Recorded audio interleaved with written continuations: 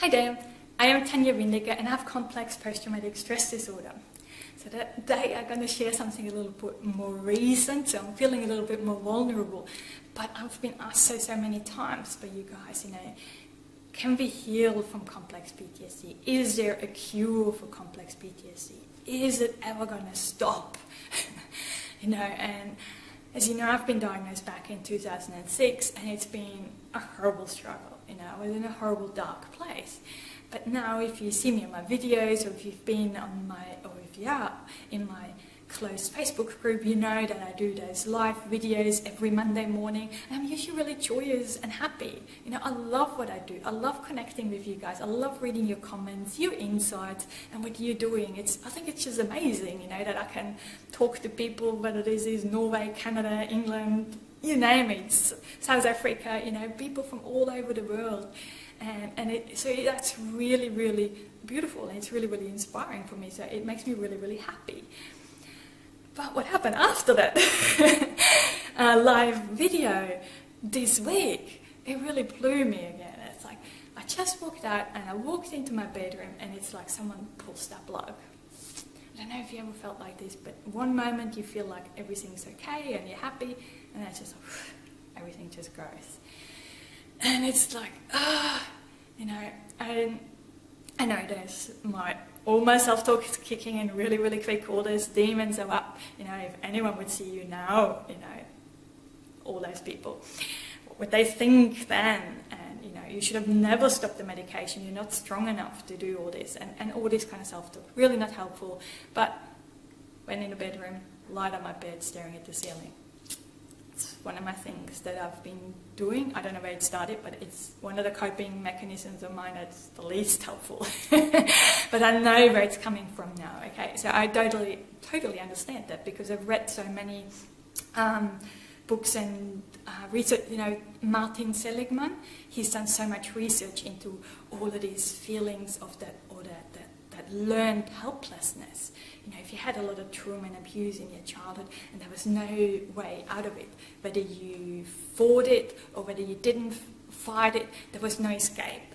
There was no escape to that pain and that abuse. So in childhood, we were really helplessly exposed to that. There's nothing we can do. But today, as an adult, I can. And that was so hard for me to learn and get into my head that I can now really train that resourcefulness muscle, as I keep saying. I can be really, really resourceful, and so can be you. Initially I couldn't do it by myself. I needed friends, I needed a therapist to help me come up with different solutions for situations. But now I know I'm quite capable of doing so. So while I still ended up in bed staring at the ceiling, pretty quickly it's like, no, this is not going to be helpful. I know this feeling depressed and despair comes from feeling helpless at this moment. I have a few financial issues at the moment, so and that can really kick that kind of stuff or trigger that stuff very easily for me. So I know that, but so I have to acknowledge that pain. So I'm feeling really sad. I'm feeling overwhelmed. Yes, I acknowledge the feeling of feeling helpless, but then I have to try to remind myself that I am an adult now and I can do things to help myself. So I got out of bed. For me, at that moment, I'm usually feeling a bit too embarrassed to call on a friend.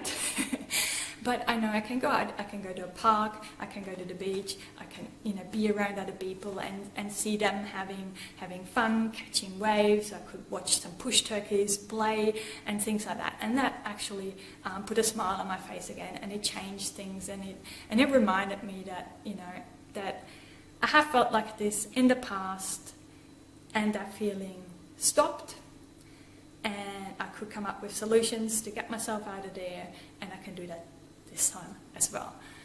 And so while it hasn't completely gone away, that time where I have those feelings, it's no longer, the duration's no longer there.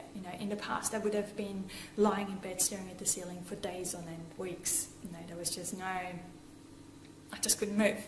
Well, now, like I said, it's this hour or two where I lie there in bed, but then I get myself out, and by late afternoon I was okay again.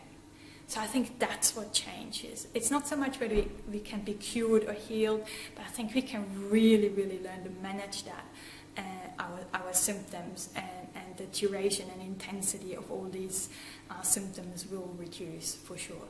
So I think so, but I'm open to hear what your thoughts are on that and what you think. So I always love reading your comments below, or send me an email or message, whatever you like you do. So I'm looking forward to hearing from you. As always, lots of love and rainbows. Bye for now.